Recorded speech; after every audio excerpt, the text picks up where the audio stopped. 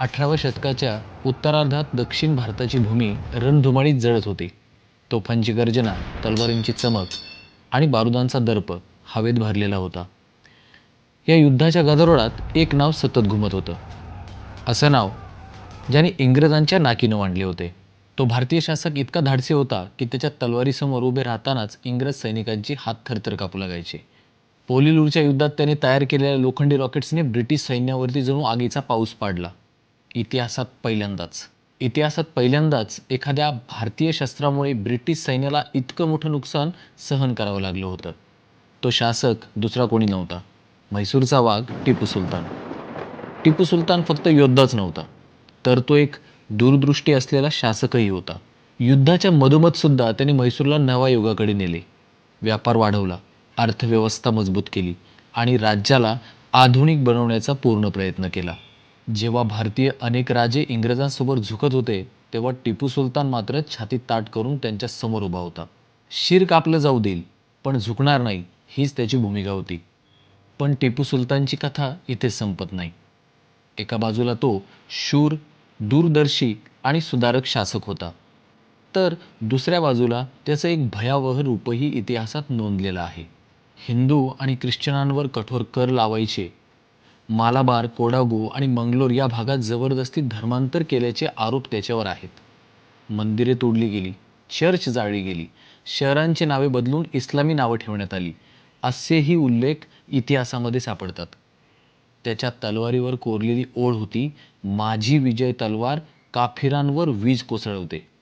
त्याच्या ऐतिहासिक पत्रांमधून जिहादाची भाषा दिसते.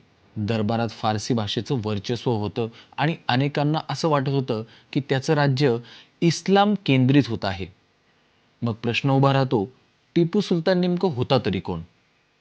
तो भारतात आधुनिक रॉकेट तंत्रज्ञानाची पायाभरणी करणारा दूरदर्शी शासक होता, की जबरदस्ती धर्मांतर घडून आणणारा एक कट्टर राजा? या प्रश्नाचं उत्तर शोधण्यासाठी आपल्याला पुन्हा 18व्या शतकात जावं लागेल.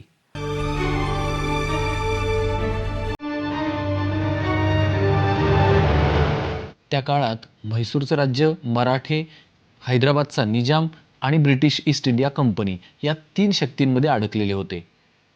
ह्या तिघांचाही त्या ठिकाणी अस्तित्वासाठी लढा चालू होता.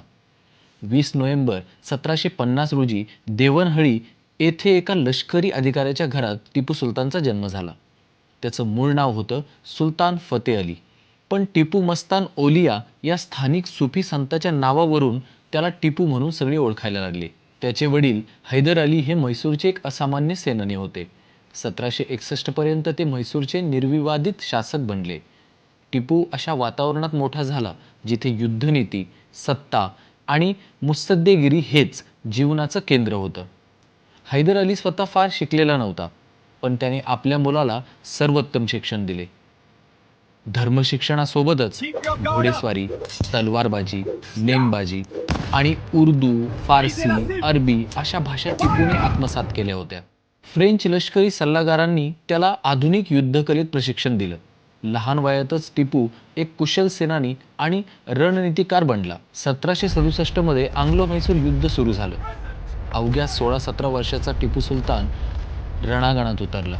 मालाबार मोहिमेत त्यांनी हिट अँड रन तंत्रज्ञान वापरून ब्रिटिश सैन्यांची घडी विस्कटवली.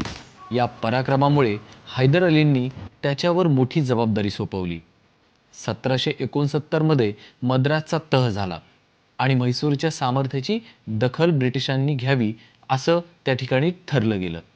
यानंतर दुसरं आंग्ल-म्हैसूर युद्ध पेटलं 1780 मध्ये. पोलिलूरच्या युद्धात टिपू सुलतानच्या रॉकेट्सनी इतिहास घडवला. हो, रॉकेट्स. लोखंडी नळ्यामध्ये भरलेलं बारूद 2 किलोमीटरपर्यंत विनाश करू शकत होतं आणि पहिलं रॉकेट तंत्रज्ञान हे टिपू सुलतानमुळेच भारताला नाही तर संपूर्ण जगाला समजलं. ब्रिटिश छावण्यांमध्ये स्फोट झाले, शेकडो सैनिक पळून गेले. या पराभवाने ब्रिटिश हादरले. पण त्यानंतर टिपू सुलतानच्या आयुष्यात एक मोठा टर्निंग पॉईंट आला. 1782 मध्ये हैदर अलीचं निधन झालं आणि टिपू सुलतान म्हैसूरचा सुलतान बनला. यानंतर त्याने म्हैसूरला आधुनिक राज्य बनण्याचा ध्यास घेतला. रस्ते, धरण, शेती, रेशीम उद्योग आणि स्वतंत्र चलनव्यवस्था उभी केली गेली. म्हैसूर रॉकेटवरच पुढे आधुनिक क्षेपणास्त्र तंत्रज्ञान उभं राहिलं, असं डॉक्टर APJ अब्दुल कलाम यांनीही मान्य केले आहे. पण त्याच वेळी त्याच्या धार्मिक धोरणामुळे मोठा असंतोषही निर्माण झाला होता. तिसऱ्या आणि चौथ्या आंग्लो म्हैसूर युद्धामध्ये मराठे आणि निजामशाही ब्रिटिशांच्या बाजूने उभा राहिले. टिपू जवळजवळ एकटा पडला होता. 1799 मध्ये श्रीरंगपट्टणमच्या किल्ल्यावर अंतिम हल्ला झाला. त्याचा विश्वासघात त्याच्याच लोकांनी केल्यामुळे किल्ल्याचं संरक्षण ढासळलं. 4 मे 1799 रोजी टिपू सुलतान रणांगणात लढताना शहीद झाला. त्याने शेवटपर्यंत शरणागती पत्करली नाही. म्हणून तो आजही शैरे म्हैसूर म्हणून ओळखला जातो. पण त्याच्याशी जोडलेले अत्याचार, धर्मांतर, मंदिर व चर्च विध्वंस यामुळे तो इतिहासातील सर्वात वादग्रस्त शासकापैकी एक ठरतो. म्हणून आजही एकच प्रश्न कायम उभा राहतो: टिपू सुलतान नायक होता की खलनायक? निर्णय इतिहासाचा नाही, निर्णय हा तुमचा आहे.